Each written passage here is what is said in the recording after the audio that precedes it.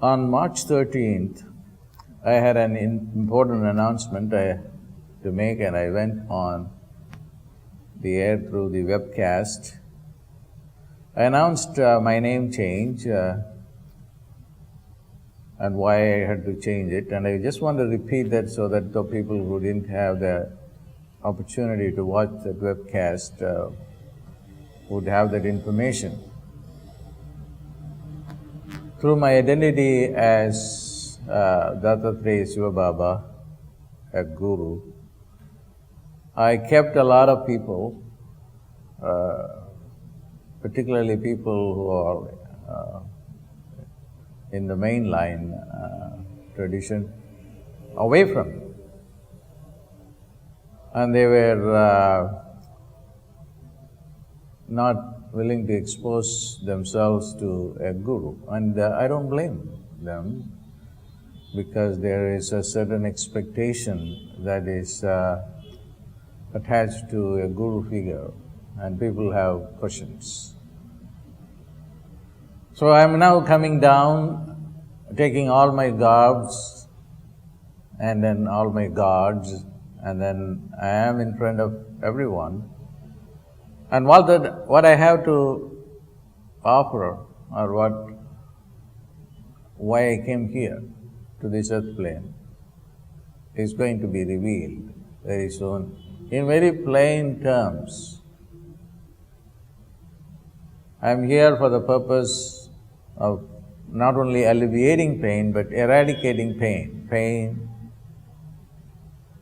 of different kinds: physical pain, emotional pain, psychological pain. And I am going to do that through the merger of science and religion. And they have always stayed apart. A round table will be created wherein the scientists and the spiritualists can come together and exchange notes. And I will facilitate this process. My change of name will be reflected in the organization that I represent. So my organization hereafter will be called Pillai Center. Does it change my teaching? Yes, to some extent. The core teaching will remain the same, but it will be presented more in a scientific form. I have been introducing my students to a lot of gods and goddesses who could help people, especially human beings, in their needs. This is a science. Interacting with the divine is a science. But the religion that I represent is just not monotheism. It's polytheism. There are millions of gods. These are human beings at one time who, through their own evolutionary process, got to that level.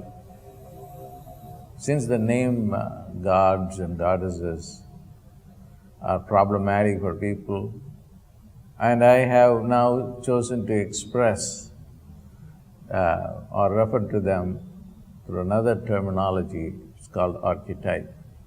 It's a combination of the Jungian and the Eliadian archetype. That is my definition of archetype, which puts together the two concepts. They are beings, they are in their realm, in the ether, and also in your own consciousness. They can be brought back to life if you know how to activate them, and they are willing to help you. And they are going to be playing an active role in 2012 to bring the golden age down. Their technology is far more better than our science and technology. They can do things faster, they can understand the universe through their own omniscient knowledge. So they are willing to share those things with us, and 2012 will start that process. The change that I have introduced also reflects some of the ritual practices that are being done in my centers. I often recommend the performance of fire rituals. There are a few places in California, like San Diego, San Francisco, and New York, where I have authorized some of the students to do fire rituals, and I have had fabulous results coming out of those rituals. And I want to introduce some changes in there. The fire ritual centers are called Homa centers in the Indian context. And I want to call them hereafter as fire labs. And that will open up the use of fire rituals, not only in the Indian tradition, but also the ancient traditions of the world, including the biblical tradition, because the biblical tradition also speaks about the fire rituals at the burnt offering. The most important thing that is going to be incorporated is to create a device through which the humans and the divine beings can freely communicate with each other. We don't have that facility now. We always say that the gods understand all that the human beings are thinking because they are beyond language. Yes and no. It will be easier if we get to know their language or they get to know their language. And I want to start with the gods getting to know our language. Our language today is science. So they have to know the science so that they can easily come and communicate with us. I want to be precise about this point. We do the fire rituals. In the fire rituals, we call on the gods and goddesses responsible for different activities like relationship, money, health, and so forth. That's why we do a fire ritual for relationship, money, etc. What I have been thinking in my mind and reflecting on it is, we have to provide a vehicle, a transportation for the gods and goddesses to come down. And they are using the fire to come into the earth plane. They would probably be better off if they come and ride on the gamma rays. The gamma rays are the most potent rays. One thing that modern science knows about the gamma rays, it's destructive. We use gamma rays to kill cancer cells, and this is only a partial understanding of it. I have been meditating on these rays and other particles, and I thought that the gamma ray could be used for meditation, could be used for fire rituals too. Because once you meditate on these powerful rays, then you also begin to live that power of omniscience, live that power of omnipotence and omnipresence. So this is a point that I mentioned in my webcast. Instead of focusing on deities and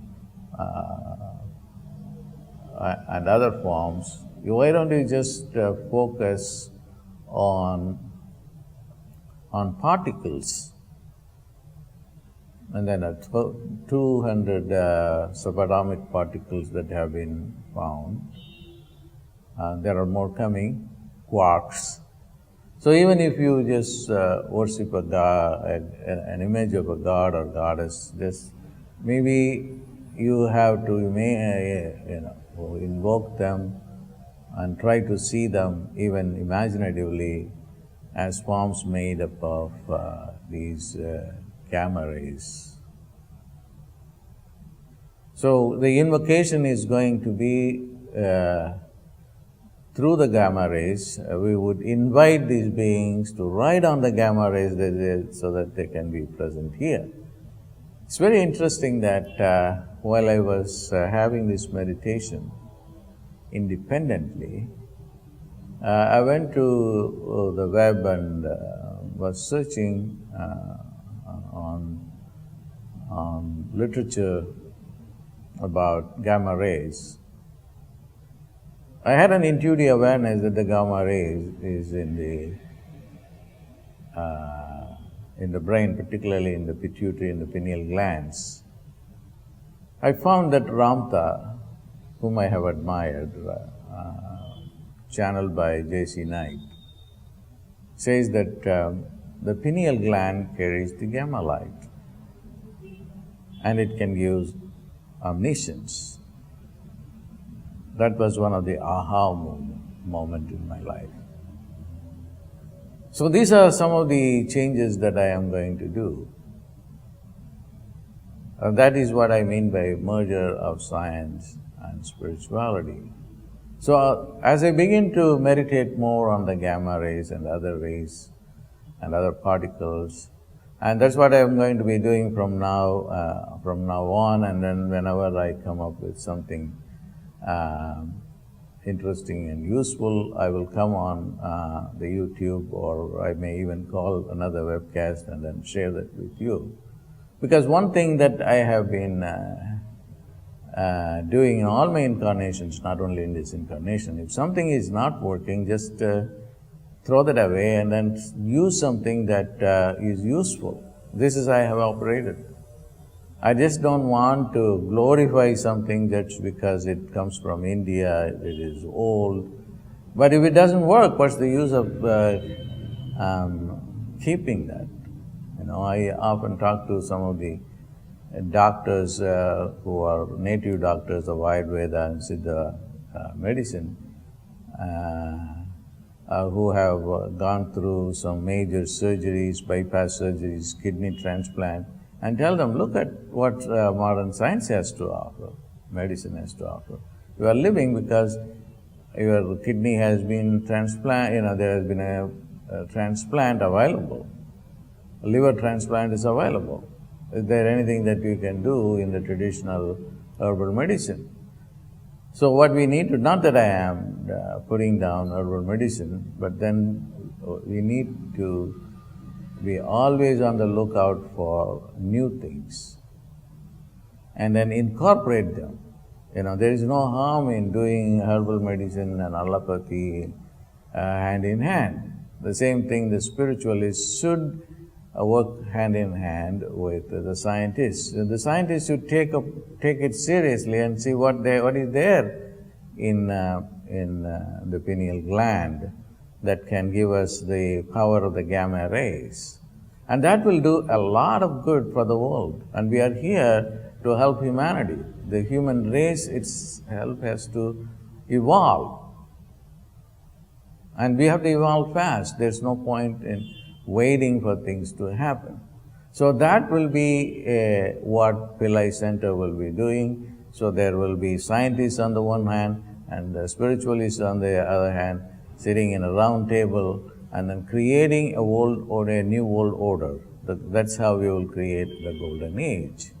And the bottom line is we have to get rid of our ignorance. We should be completely ignorant-free and then be able to know everything and handle everything and then protect ourselves from anything that will be injurious to our body and that will create diseases and unhappiness. So we have to put an end that is evolution. That is what is ahead of us for the future. So that is really what Pillai Center would be doing, and I am going to develop some teacher training programs that could be available through my websites. It's not yet ready, but soon I will put it together so that it becomes available to you. Now the question is, what would you be doing in the meantime? I just recommend do all the things that are available. Nothing has changed except that I am going to modernize them. I'm going to put more material into them. Maybe that will accelerate the process. In the meantime, I recommend the technique called Vayanamasi, Vayanamashi, Vayanamashi. These are powerful sound waves that will help open your third eye, and that will also help to bring the divine energy so that you will be able to deal with your problems or solve your problems easily. So the daily practice should be Vayanamasi. Go on chanting Vayanamasi in your pituitary gland, and that's a very important practice. That is a very fundamental practice that I'm going to stick on to it, and I want people to follow that one. And then Makaral Sivayanamah. It is a mantra that I have given for karma busting, for removing karma. Makaral Sivayanamah. So you keep on doing that as well along with Vayanamasi.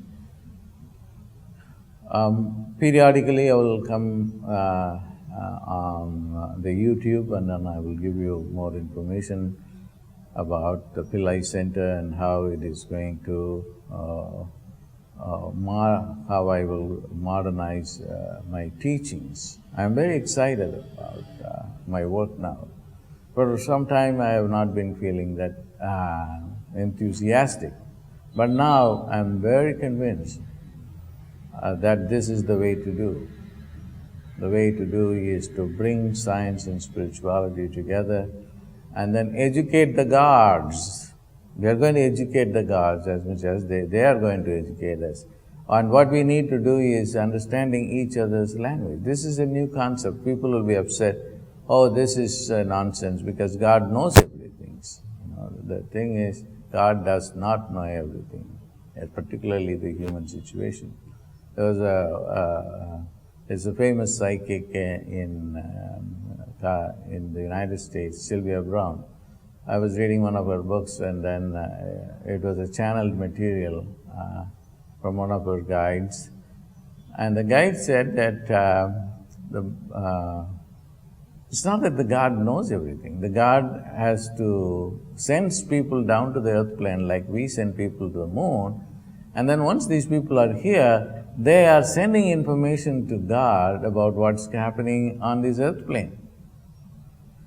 So remember that it is not that that we go to the moon and then try to figure out what's going on there. They are also sending human beings here. And then they send back to God or the goddess. So what's happening on this earth plane so that they can know what's happening. That's the truth. So that's a very interesting concept, which to me is more important than a simple concept that says that God knows everything. So as part of revising my teaching, I am going to create a religion out of science, if you will, and that is a meditation on subatomic particles, following the principle that that whatever you think, it becomes the reality.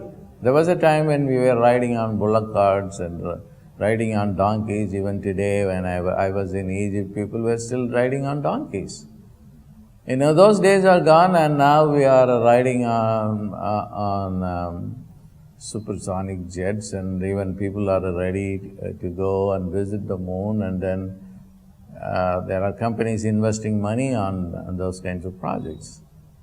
So that's we have to really adapt ourselves to what is going on around. So what's wrong with meditating on particles? Because the particles are powerful, the waves are powerful. So they are gods. That's why I said the chant that I had when I was Ramalingam, that included the chant on Jyoti. Jyoti, Jyoti, Jyoti, Suyam. Jyoti is this light, and that is Suyam is inside.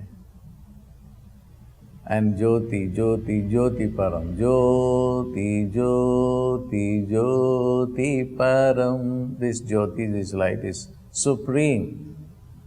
Jyoti, Jyoti, Jyoti Arul. This Jyoti, this light is Arul. Arul, Ramalingam defined it as omniscience, omnipotence, and omnipresence. This is a consciousness or intelligence which is not polluted, not unpolluted intelligence by human ego, manas, buddhi and ahankara, completely self-contained intelligence is Arul.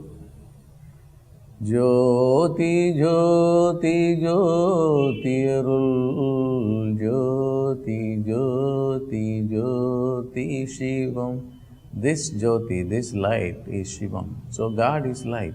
But not just this light comes from the sun, but it is or from other forms, celestial objects, but it is more precisely a gamma ray. Okay.